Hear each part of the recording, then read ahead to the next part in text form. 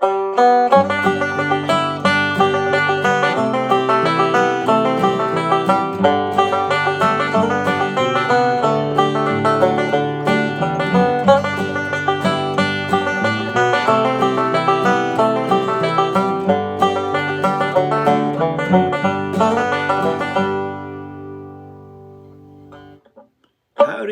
howdy, howdy. Hello, all you budding banjo players, neck squeezers, and head tighteners. Make sure your head is tight. Not too tight, you'll break it, but you know what I mean.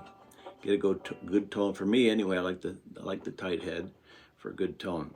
But anyway, today we have an old Carter family tune that's been recorded many times. They recorded it in the 1920s.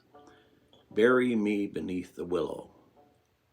Nice thought, but you know, it's a classic, and I based this arrangement here is an easy arrangement. And I based it on the Ricky Skaggs, Tony Rice album, Skaggs and Rice. And Molly Tuttle also sings it this way, as does Alison Krauss. You can find all those on YouTube, because some people don't play the melody quite like this, and I really prefer this way. It's not a lot different, but just a little bit. 2 slides in this, no pull-offs, no hammers. The slide, 2nd fret, 2nd string to the 3rd fret, 2nd string. When you slide up to the 3rd fret, you hit the 1st string open.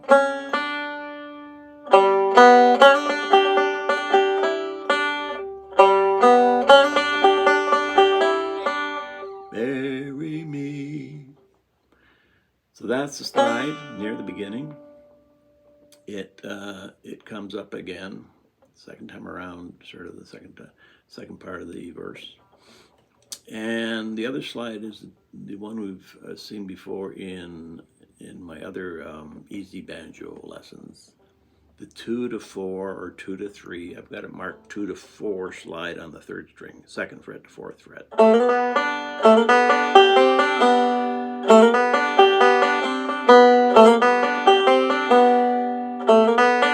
So when you slide up to the 4th fret, you simultaneously, when you get up there, hit the 2nd string open. So in the tab you will see them, the 4 and the 0.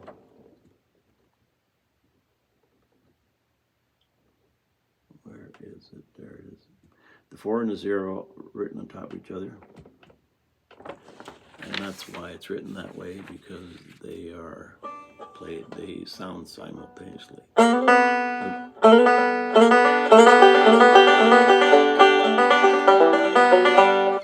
So those are 2 slides, the only 2 techniques. The rest are all notes. And again, like any of these other videos I've had, the trick or the challenge is to bring out the melody within all those notes. So you have to emphasize, you have to listen to the song a lot first to get it in your head if you don't know it already. Get it in your head, then when you start playing it, you will almost automatically bring out, after you've played it, you practiced it for a while, you'll bring out the melody. It's just almost naturally that you want to do that with your fingers. You got thumb and 2 fingers, and some is melody and some isn't. Those 2 are. That one is.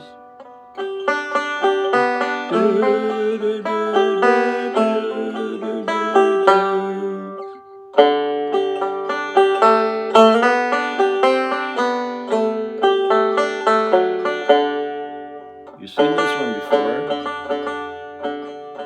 This partial D, 2 to 4.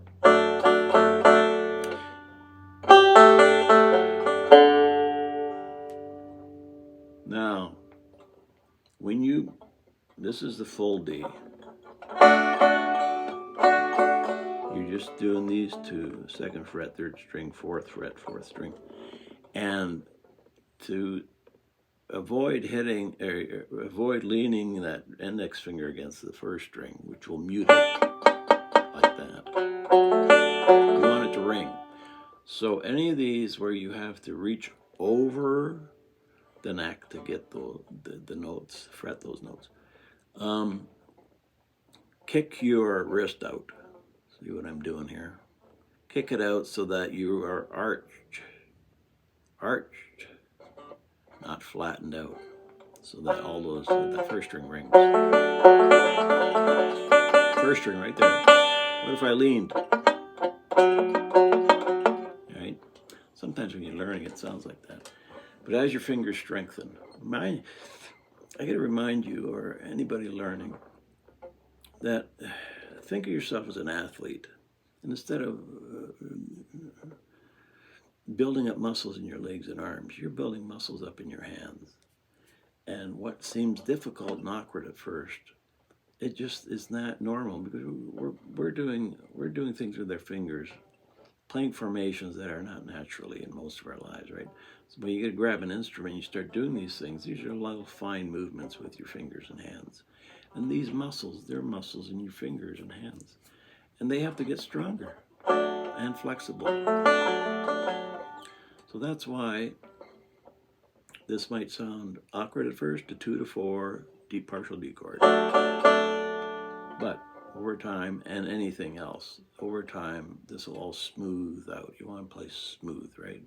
So don't speed up. If you have to do it this slow at first, here comes the D, here comes that.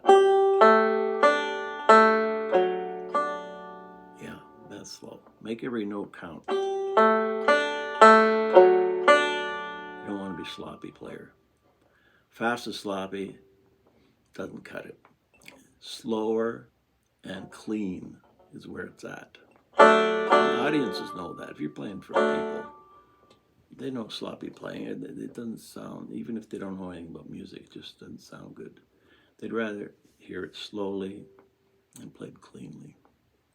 Okay, at the end, there's a tag lick. It's the same, starts on the same slide, but I've got it marked 2 to 3 because I want to mark both, because you'll see both in tabs as you go along.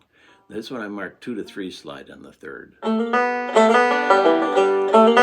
Why do I do that? It sounds more bluesy.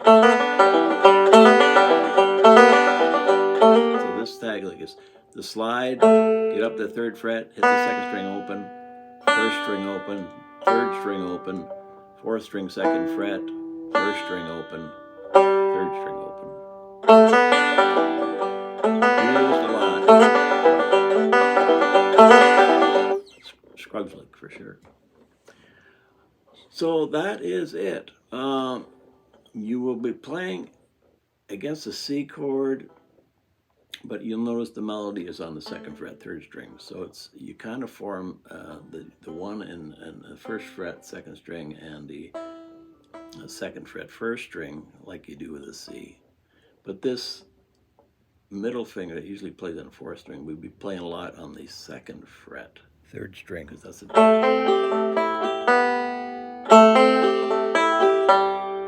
Da, da, da, da.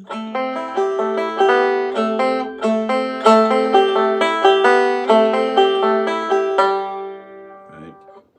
And that's the difference of this version that Skaggs Rice, Molly Tuttle, and others sing.